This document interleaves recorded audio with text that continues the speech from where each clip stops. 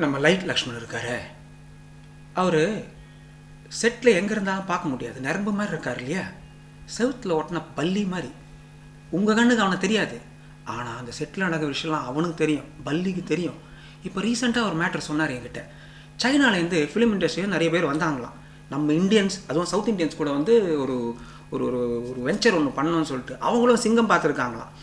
இதில் யாருக்குமே தெரியாத விஷயம் வந்து ஒரு கிசிக்ஸு என்னென்னா, சைனீஸ் பீப்புள் வந்து சூர்யாவை வச்சு சிங்கம் எடுக்கணும்னு ஒரு ஐடியா போட்டிருக்காங்க. ஆனால் ஆல்ரெடி வந்து எல்லாருக்குமே தெரிஞ்ச விஷயம், ஹரி சார் சொல்லியிருக்காரு, இனிமேல் சிங்கம் 3, சிங்கம் 4 இன்னும் போயிட்டே இருக்கான்னு.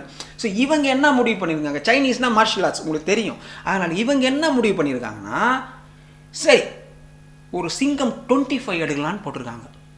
இப்போ இவர் சிங்கம் 1, 2, 3, 4, 5 கூட எடுத்தோமே, மிச்சம் இருக்குது 20. இந்த சிங்கம் படம் வந்து எப்போவுமே வந்து 2 வருஷத்துக்கு ஒரு வாட்டி தான் வருது.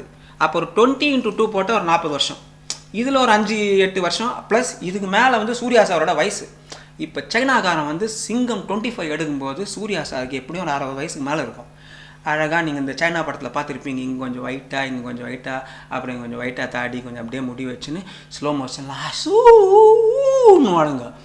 இதுதான் நம்ம சைனாக்காரனோட முன்னேற்ற பிளான். நம்ம இந்தியாவில் 5 இயர் பிளான் போடுறோம், இந்த சைனாக்காரன் பாருங்களேன் 25 இயர் பிளான் போட்டிருக்கான். இந்த மேட்ரு வந்து ப்ரெஸ்ஸுக்கே தெரியாது, உலகத்துக்கே தெரியாது. எனக்கு தெரிஞ்சிச்சு, இப்போ உங்களுக்கும் தெரிஞ்சிச்சு. சிங்கம் 25 பார்த்து தான் ஆகணும். பல்லி இன்னும் கொஞ்சம் விஷயம் சொல்லு.